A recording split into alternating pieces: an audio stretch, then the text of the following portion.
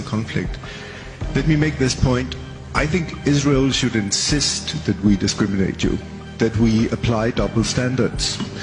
This is because you are one of us. So I think that this patronizing attitude towards us, that we should be happy that you have a separate standard for Israel, is really, I'm sorry, it's a statement of contempt for our intelligence. I consider it to be an obsession.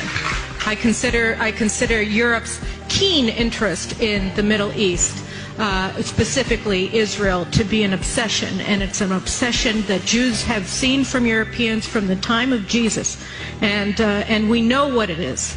That's one thing. The other thing here is, we have this whole common culture. I mean, really? We respect international law. You guys make it up.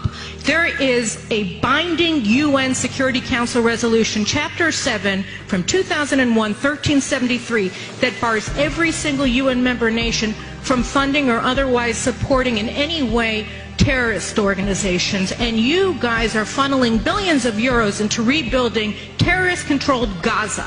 All right? This is in contravention of binding international law that you signed on to. Now, on the other hand, there's imaginary international law. Imaginary international law that says that you are required to sanction Jewish projects from Jerusalem and Judea and Samaria. There is no such binding law. You guys are funding settlements in Western Sahara. You're funding them. You're funding them directly. So, this is not a double standard. This is a singular standard for Israel. It's not about international law. It's about an obsessive, compulsive need to constantly pick at the Jewish state. And no, I don't want to be proud that you're looking at us in a different standard from our neighbors, because you're not looking at our neighbors as human beings. What you're saying is they're objects. The only actor in this entire region are the people they're trying to annihilate. And the only people who are supposed to be judged for our actions, and always poorly, are the people who are doing everything possible, more than Europe, right? More than the United States, more than anybody, in order to protect the lives of the Palestinians.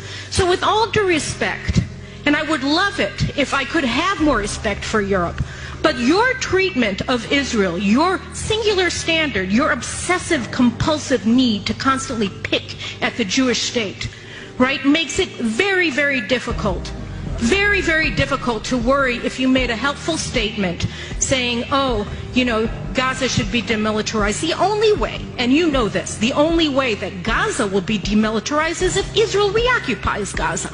That's the only way. The only military organization here that is not a terrorist organization and is not a terrorist supporting organization is the IDF. And for that, we are calumniated, we are condemned, we are investigated, we are put on trial every single day. Our soldiers are condemned by you. Our soldiers come in and are being called murderers for protecting our families. And I'm sorry, it's very hard for me to feel any respect for this kind of